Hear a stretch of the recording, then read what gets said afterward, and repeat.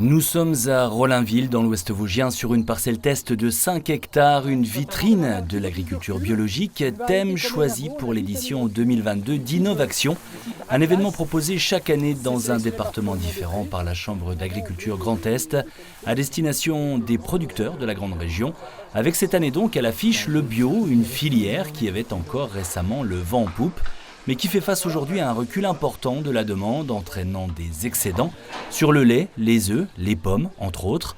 Les produits sont là, mais pas les consommateurs, alors les prix chutent et les producteurs s'inquiètent.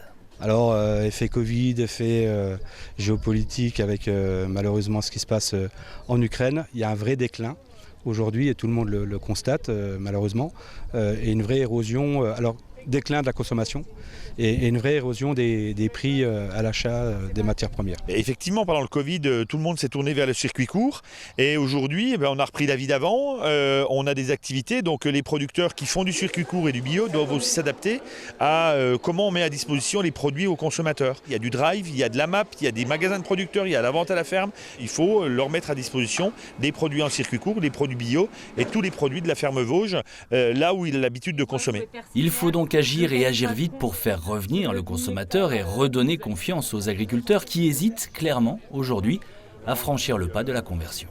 Un indicateur parmi d'autres, c'est le niveau de conversion des exploitations.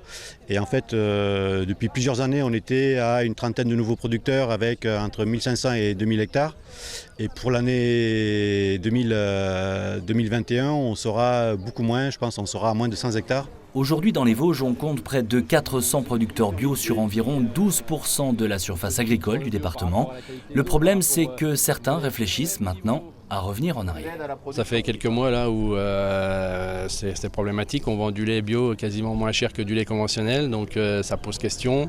Quand on passe en bio, c'est toute une démarche, un cheminement. Je ne vais pas tout balayer comme ça du jour au lendemain, mais effectivement, la sortie, ça me coûte pour être certifié bio. Je paye un organisme certificateur. Je respecte un cahier des charges qui est quand même contraignant. Et effectivement, on réfléchit à revenir à peut-être arrêter le bio. Oui. Alors pour éviter d'en arriver là, l'État, l'Agence nationale du bio et les interprofessions viennent de mobiliser près d'1 million d'euros pour promouvoir la filière, sachant que la France est le leader européen de la production biologique, avec 13% des fermes engagées dans ce mode de production.